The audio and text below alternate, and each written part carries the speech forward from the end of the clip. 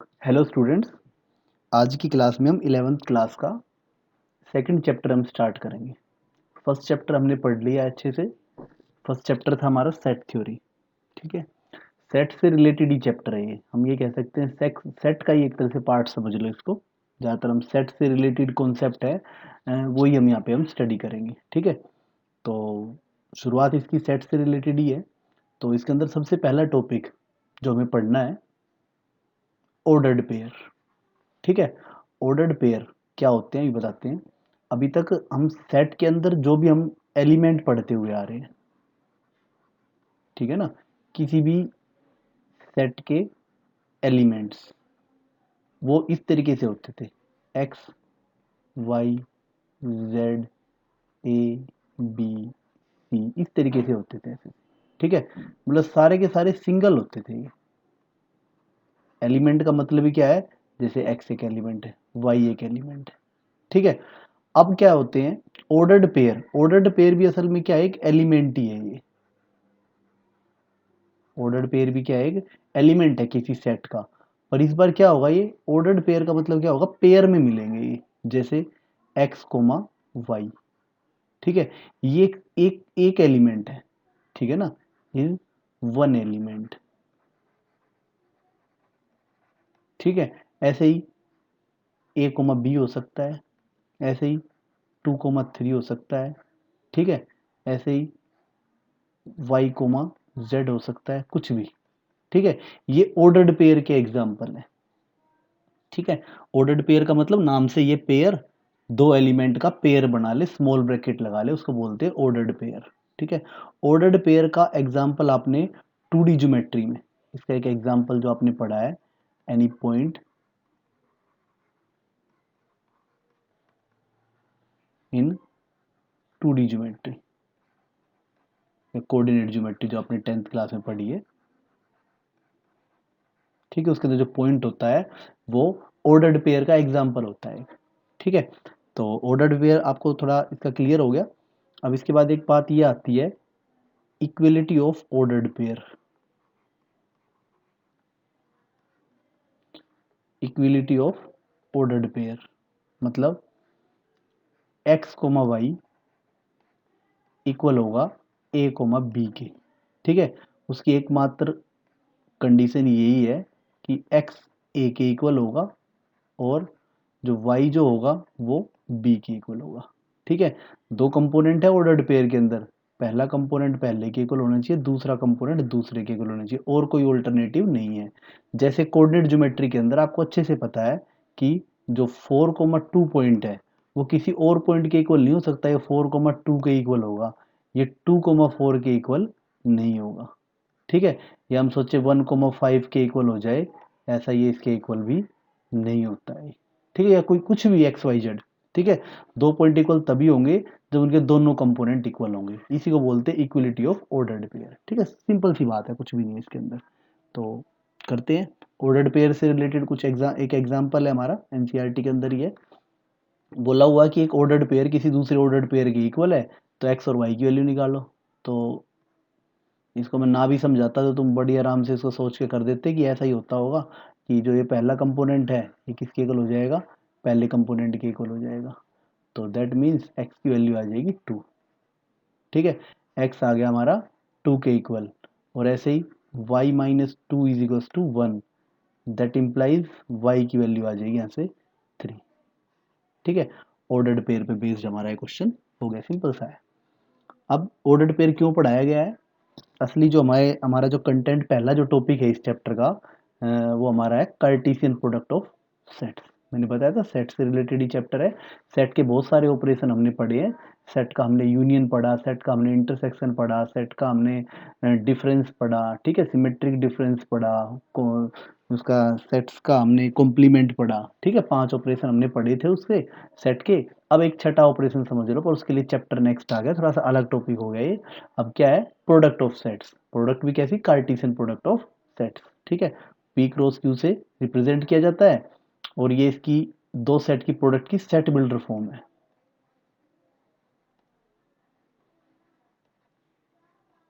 ये इसकी set builder form है। सेट बिल्डर फॉर्म क्या है कि पी क्रॉस क्यू के अंदर पहली बात तो जो एलिमेंट होंगे वो ऑर्डर्ड पेयर होंगे। सबसे पहली बात तो आपको ये समझना है, सिंगल एलिमेंट नहीं मिल पाएंगे, ऑर्डर्ड पेयर होंगे जरूर। उस ऑर्डर्ड पेयर का जो पहला कंपोनेंट है वो पहले सेट में बिलोंग करना चाहिए, और जो दूसरा कंपोनेंट है वो दूसरे सेट में बिलोंग करना चाहिए। ये इसका मतलब है। ठीक है, बड़ी सिंपल सी बात है। ऐसे ही अगर मैं क्यू क्रॉस पी फाइंड करना, मुझे फिलहाल सेट बिल्डर फॉर्म में बात कर रहे हैं, तो क्यू क्रॉस पी के जो एलिमेंट होंगे वो क्यू कोमा पी टाइप के होंगे। ठीक है, वही जो क्यू है वो क्यू में बिलोंग करेगा, पहले वाला कंपोनेंट पहले में बिलोंग करेगा, और जो बाद वाला कंपोनेंट है वो बाद वाले में बिलोंग करेगा। ठीक है, ऑर्डर्ड पेयर जरूर होंगे, सिंगल एलिमेंट नहीं मिलेंगे।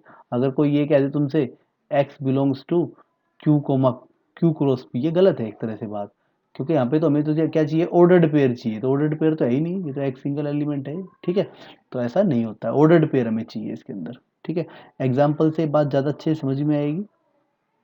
एग्जाम्पल मान लेते हैं, हमारे पास कोई पी सेट है जिसके एलिमेंट है 1,2,3, और एक जो क्यू सेट है जिसके एलिमेंट है a,b।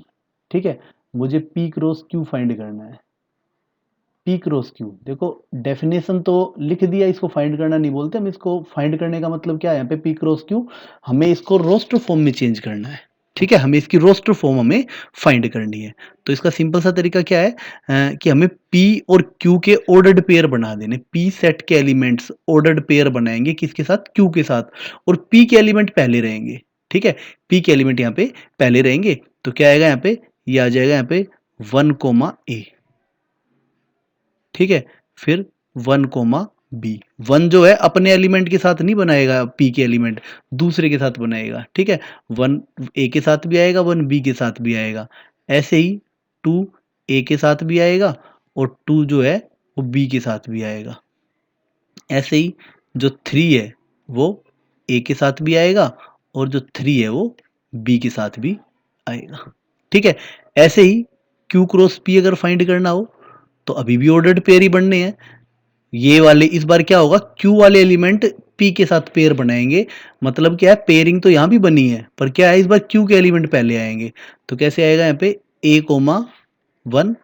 ठीक है, ए बनाएगा पहले, ए इन तीनों के साथ बनाएगा, तो a,1, a,2, a,3। उसके बाद b,1, b,2, b,3, देन ठीक है, हो गए पूरे, सॉरी ध्यान नहीं है मेरे को, लगा एक और।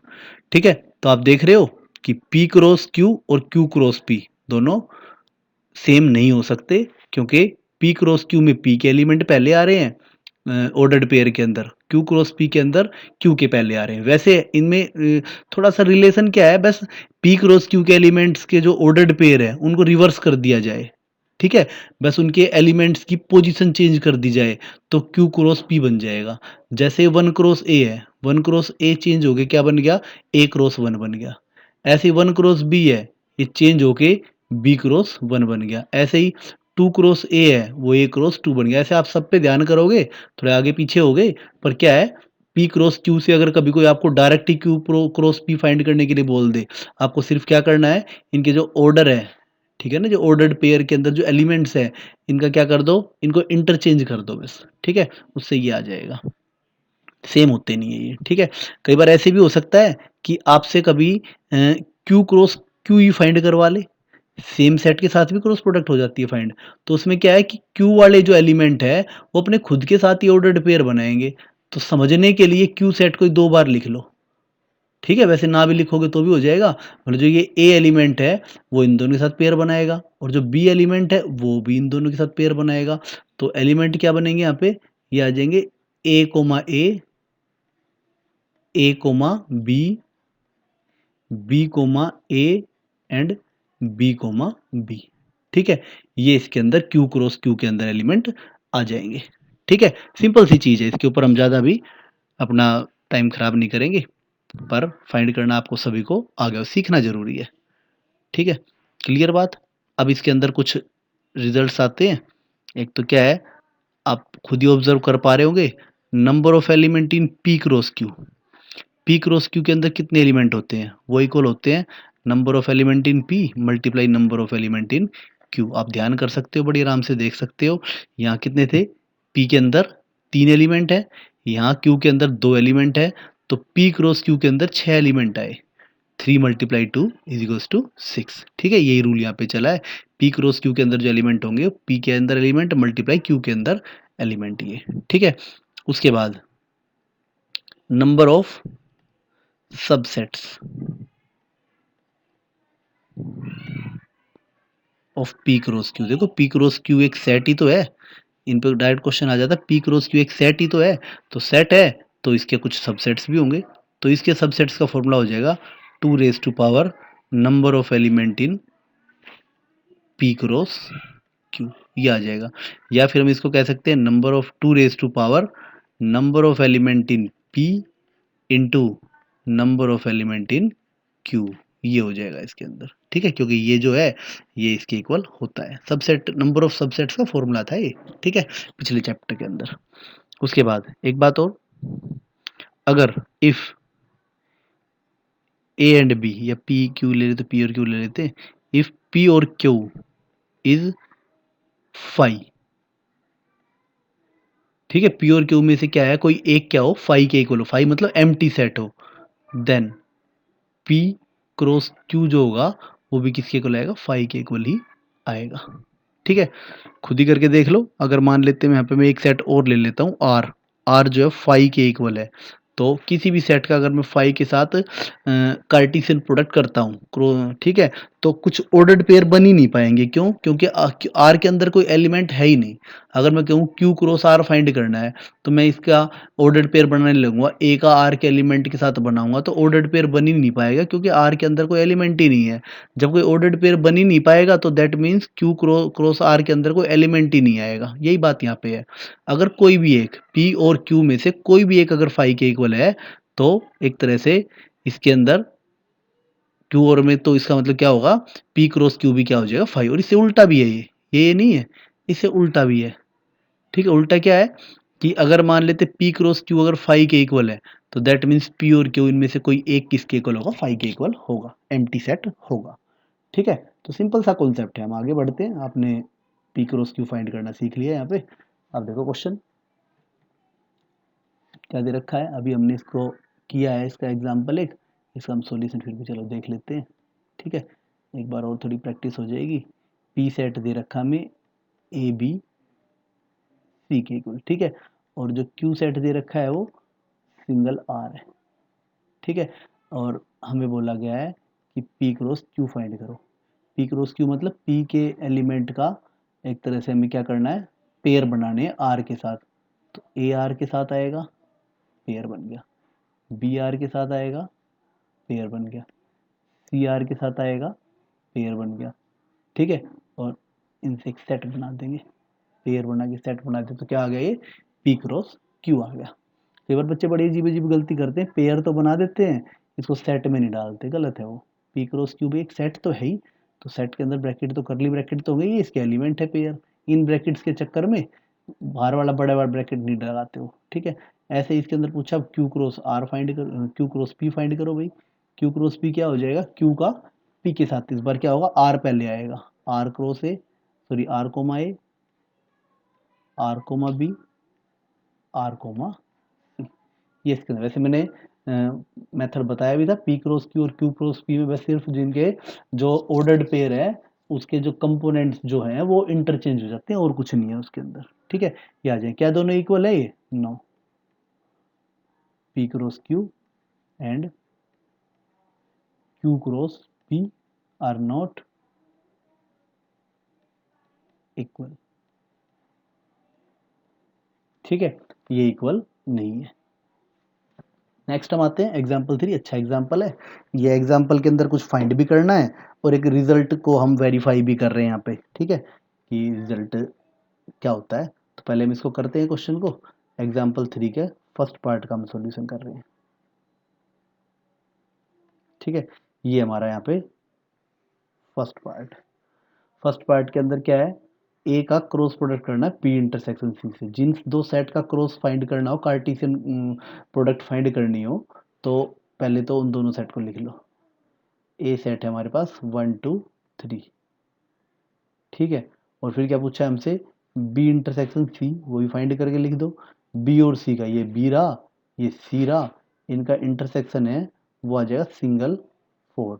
अब तुम्हें इनका क्रॉस फाइंड करना, क्या आएगा, ए क्रॉस बी इंटरसेक्शन सी, ठीक है।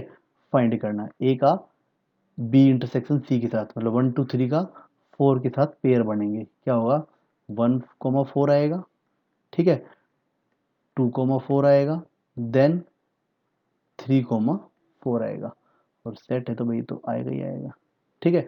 फर्स्ट पार्ट इस तरीके से हमने कर दिया। अब इसका हम सेकंड पार्ट करते हैं। सेकंड पार्ट के अंदर क्या बोला गया है, पहले ए क्रॉस बी फाइंड करो, फिर ए क्रॉस सी फाइंड करो, और उनका क्या फाइंड करो, इंटरसेक्शन फाइंड करो।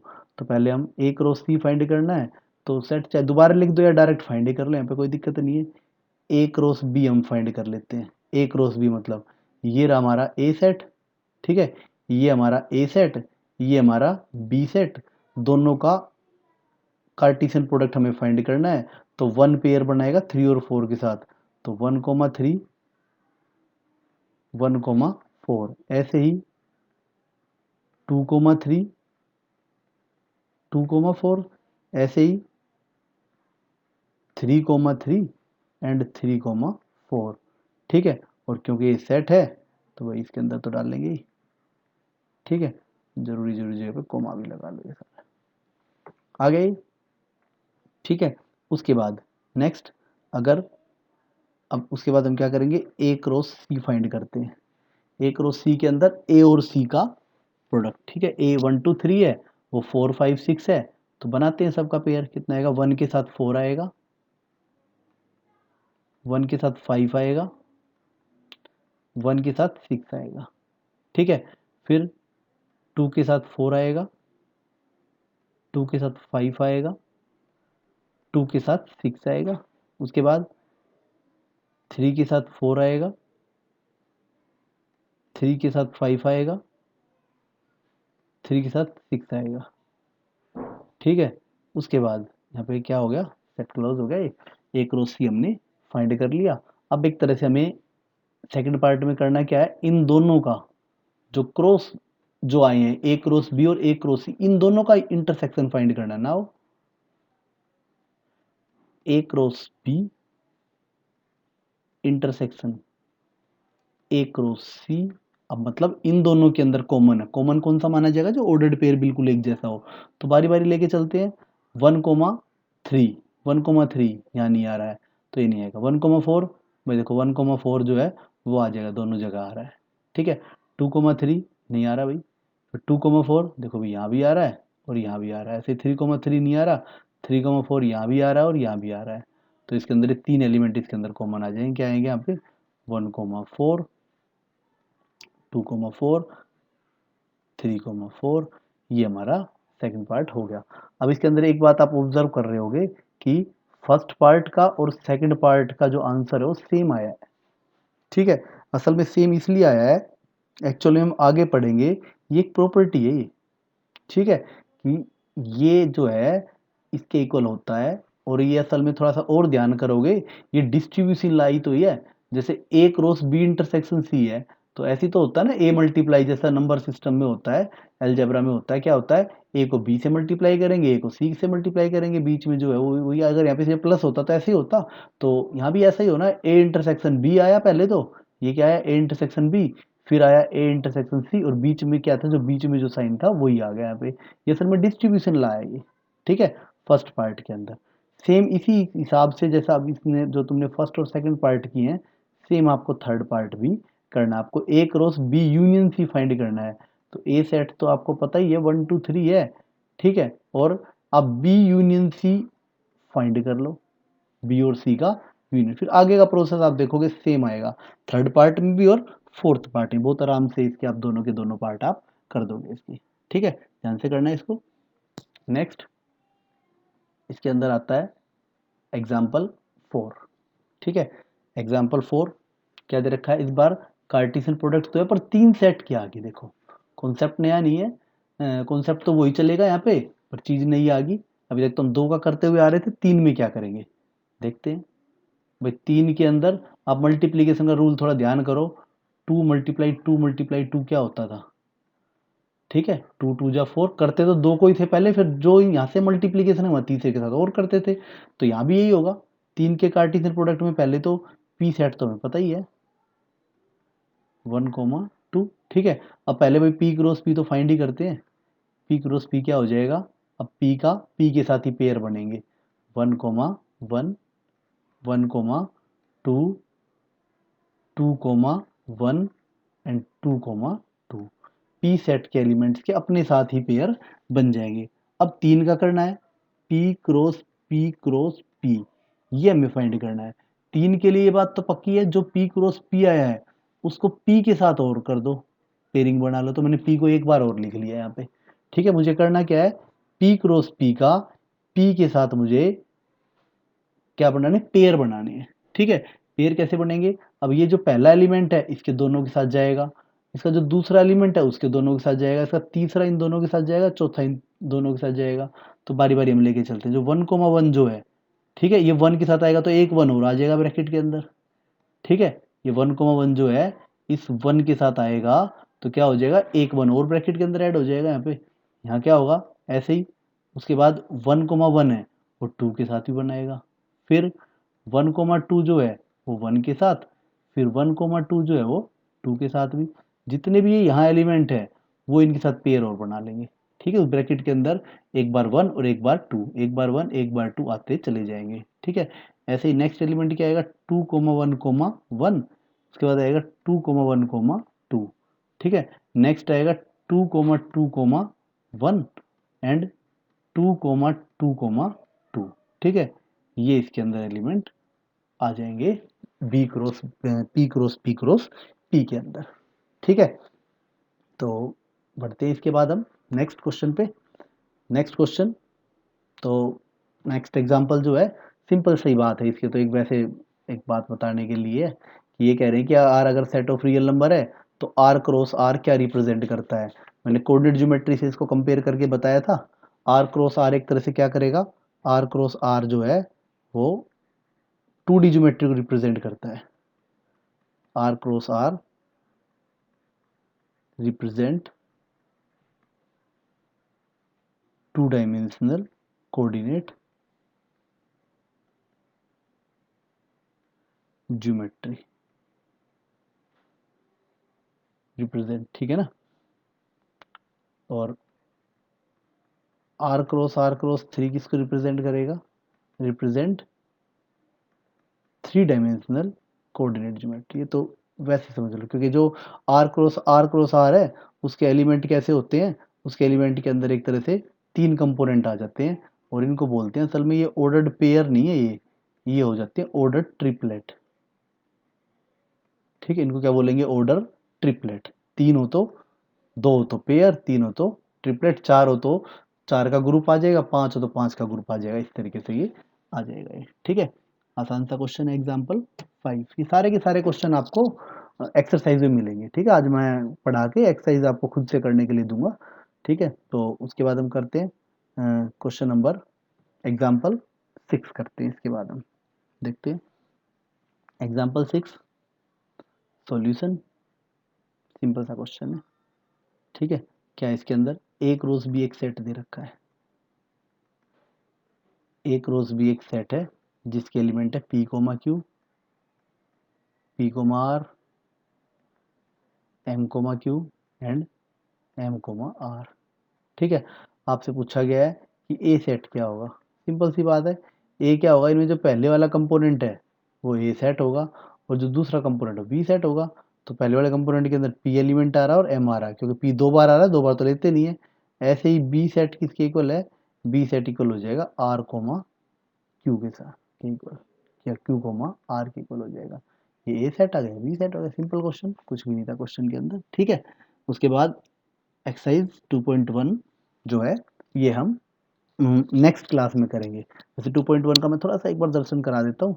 2.1 का पहला क्वेश्चन बहुत आराम से कर दोगे आप, दूसरा बहुत आराम से कर दोगे, ठीक है, तीसरा बहुत अच्छे से कर दोगे, चौथा, पांचवा, 6 क्वेश्चन अभी ऐसे ही जो पिछला कराया है, 7th क्वेश्चन भी हमने किया था ऐसा, ठीक है, ठीक है।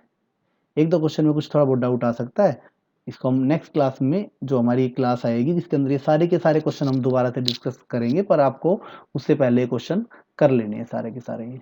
ठीक है, नेक्स्ट क्लास में हम एक्सरसाइज 2.1 के साथ मिलेंगे। ठीक है, ओके, थैंक यू।